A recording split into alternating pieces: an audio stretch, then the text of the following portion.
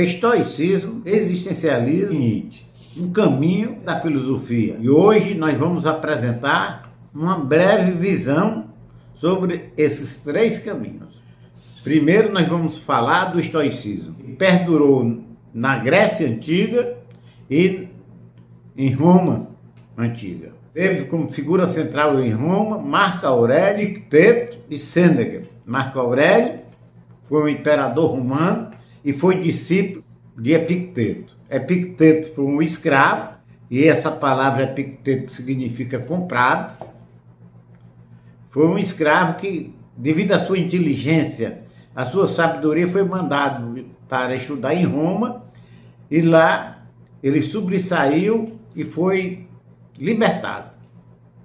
E Sêneca viveu no luxo, ele morreu, foi tutor de Nero, e ele morreu, foi condenado por Nero a mortar os pulsos. Ele reuniu seus amigos e cortou seus pulsos, devido à sua condenação, e morreu ao lado dos seus amigos de uma forma sábia. Ele viveu de uma forma equilibrada. Depois o estoicismo na Idade Média foi ultrapassado, ele foi ultrapassado pelo cristianismo. O estoicismo, ele tinha como centro do universo, o universo cosmo. Para ele o cosmo era perfeito e harmonioso, harmônico, não era desequilibrado. Hoje nós sabemos que o cosmo não é harmonioso, não é harmônico. Nós sabemos que o cosmo é caótico, mas naquela época a visão que eles tinham é que o cosmo era perfeito, era equilibrado e era harmonioso. Na visão do estoicismo grego, todo homem tinha uma finalidade, telos, e o homem tinha de cumprir bem a sua finalidade.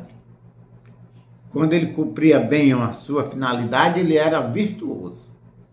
E este homem, ao morrer, ele não ia nascer em outro mundo, que não existia para o estoicismo grego e nem o romano, não existia um Deus transcendental. Tampouco existia a ideia de céu e inferno, de outra vida, o mundo além da vida. Para ele, o estoicismo, o homem, ao morrer, ele ia se transformar, ia voltar para o cosmo como uma partícula desse cosmo, mas não consciente que não era o seu Pedro, o seu Paulo, que morreu e estava agora aqui, não. Já o cristianismo, que recebeu influência muito forte do platonismo, principalmente com a metafísica platônica, a ideia da teoria da forma, que diz que existe dois mundos, o mundo aparente, o nosso mundo, o mundo da sombra, o mundo da imperfeição, caótico, o mundo das ideias, o mundo perfeito. Lá nesse mundo das ideias existiam as formas perfeitas, as formas perfeitas de tudo que existe no mundo da sombra, no nosso mundo. Por exemplo, cachorro. Todo tipo de cachorro aqui, toda raça, é apenas uma sombra da ideia do verdadeiro cachorro, que habita lá no mundo das ideias. Então lá existe um modelo de cachorro, e esse modelo de cachorro perfeito aqui no mundo, no nosso mundo, ele é apenas uma sombra imperfeita desse cachorro perfeito. O homem é uma sombra do verdadeiro homem. Eis a ideia do platonismo. E o cristianismo pegou e criou um Deus transcendental que iria condenar o homem, julgar. Da sua vida ele vai passar pelo julgamento. Criou ao morrer, ele tinha duas possibilidades: salvação eterna ou morte eterna. E criou a base, que é o pecado. Esse pecado era que devia ser combatido de todas as formas. O homem tem de combater o pecado. E o cristianismo pegou o decadente, pegou o fraco, pegou o doente, o que não tem força, o desvalido, e quanto mais sofredor aqui, para o cristianismo, ele teria, ao morrer, uma vida melhor, e iria para o céu, para o mundo melhor. Então existia dois mundos, o céu, para os salvos, rebelião dos anjos, Lúcifer, que passou a ser o diabo, e passou e criou o céu com Deus. Por que ele criou isso? Porque o homem precisava temer alguma coisa. Se o homem não tiver medo, ele iria fazer o que queria. Mas o homem passou a ter medo do pecado. O medo era tão grande, Santo Agostinho abandonou a esposa e o filho com medo de ir para o inferno, porque ele se achava em pecado. Pascal, Deus morrer e Deus existir, você está salva. Mas se você não acreditar em Deus e ele não existir, você não vai estar presente para saber que foi enganado. Essa foi a aposta de Pascal. Então o cristianismo dominou muito. Isso aí foi. Então surgiu Nietzsche, tendo uma rebelião contra o pensamento grego, não total, porque ele admirava os pré-socráticos, os pré-filósofos. Nietzsche, sobretudo o Heráclito, Nietzsche gostava do Heráclito, admirava o Heráclito. Nietzsche aceitava e admirava os pré-socráticos, os pré-filósofos, mas combatia Sócrates, Platão. Sobretudo Sócrates, que ele chamou de feio, um homem cheio de pecado, um homem deformado. Diz que um homem que adivinhava, que olhava para a fisionomia das pessoas e sabia se essa pessoa era boa ou era má. Diz que essa pessoa, esse sábio, né, olhou para Sócrates e disse que Sócrates era muito ruim. E Sócrates olhou e disse: como é que você sabe? Como é que você acertou? Sócrates era chamado por Nietzsche como um dialético. E Sócrates, na verdade, ele introduziu o método socrático. E o método socrático era justamente através de um debate, ele induzia o indivíduo ao erro. Era esse método maiêutica. Então, Sócrates e Platão foram combatidos, evidentemente, por Nietzsche. E Nietzsche combateu a moral, sobretudo a moral cristã, e anunciou a morte de Deus. A gente vai trazer agora aqui para o calendário. Nietzsche nasceu em 1844 e Nietzsche morreu em 1900, 56 anos. Mas Nietzsche passou 10 anos inválido. Logo, Nietzsche viveu, de fato, 46 anos. Aí ele produziu toda a sua obra.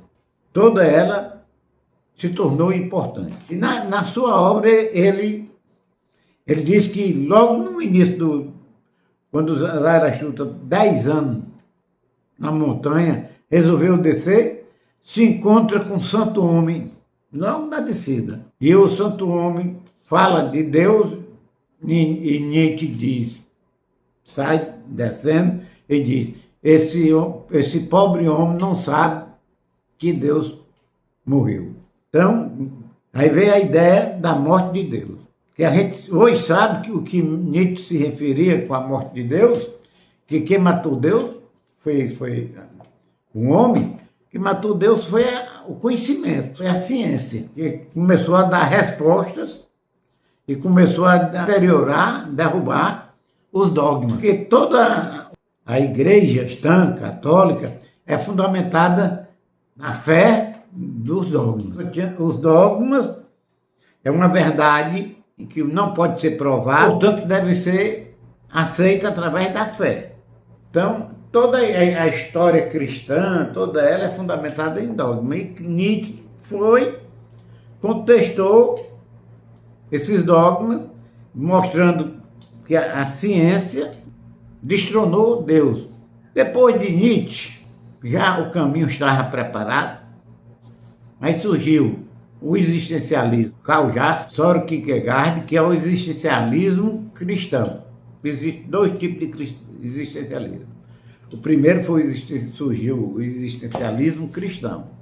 E o existencialismo cristão, ele tem, o homem é livre, a liberdade do homem, mas tendo Deus como centro da sua vida. O homem é livre, mas Deus, evidentemente, é o centro de sua vida. Posteriormente, surgiu o existencialismo ateu. As figuras centrais, Jean-Paul Sartre e Martin Heidegger. Jean-Paul Sartre, ele começa dizendo que Deus não existe. Ele começa dizendo que a existência precede a essência. E o homem não foi feito por um artífice. Diferente do livro, que um artífice elabora o livro, cria a sua finalidade e cria o livro. Ou um corta-papel. Todos os objetos são fabricados, a essência precede a existência. Primeiro, ele é pensado, ele é criado na ideia e vai ser elaborado para depois existir. O homem é diferente do objeto, porque o homem, ao adentrar o mundo, por isso que Heidegger diz que o homem é um ser jogado no mundo. Ele vem vazio, nada ele traz, não herdou nada, não foi feito por ninguém.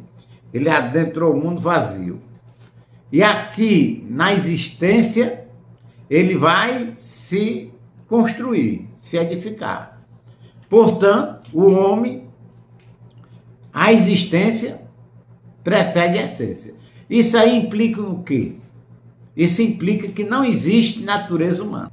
Se o homem ele vai sendo criado, não existe natureza humana. E Sartre diz também que o homem é condenado a ser livre. Esse ato de ser condenado a ser livre quer dizer que o homem escolhe a sua vida. O homem é o que ele escolhe ser.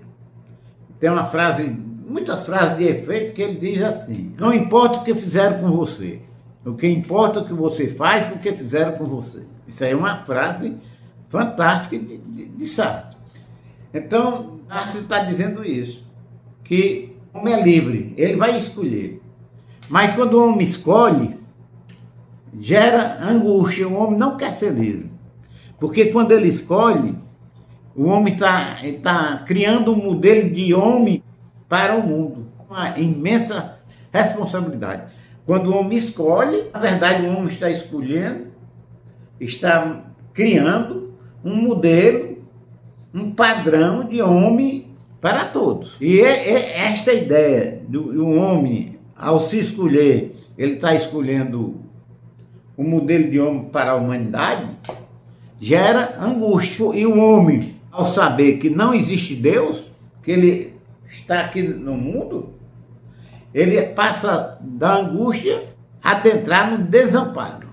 Ele vai se tornar só. Não tem mais Deus, não tem mais céu, e Sartre não está preocupado de onde o homem veio, nem para onde ele está indo. O centro da filosofia sartriana é a existência. O ponto central é o homem. É mostrar como esse homem se construiu ao longo da sua vida. Analisando, a gente vem em Martin Heidegger, que tem sua obra-prima, O Ser e o Tempo, publicado, se não me engano, ou 1927 ou 1928. Ele não é uma obra conclusa, faltou a segunda parte, mas é obra-prima dele, e ele escreveu muito.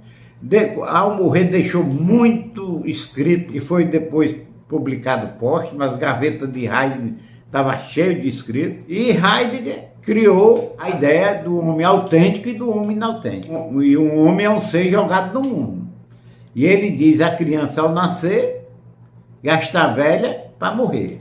E que o homem autêntico é o homem que aceita a sua finitude, que aceita que vai morrer, aceita que é um ser. E Heidegger também, ele cria uma diferença entre ser e ente. Para ele, o mundo é ôntico, tudo é ente. Heidegger salienta que o homem tem um ser, é o Dasein.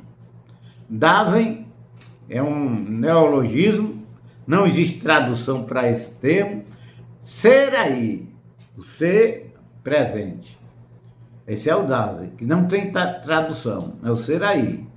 E esse Dasein, que é a verdadeira essência do homem, que o homem é ente, mas tem um Dasein. Um homem que foi jogado ao mundo é um ser para a morte.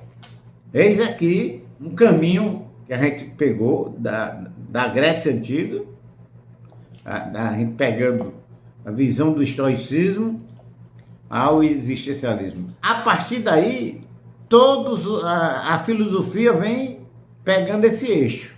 Existencialismo, adotando geralmente seguindo essa visão filosófica da pós-modernidade.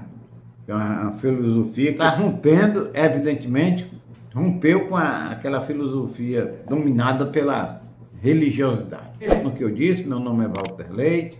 Gostou? Compartilhe, se inscreva no canal, acione o sino para receber vídeos novos, dê seu like.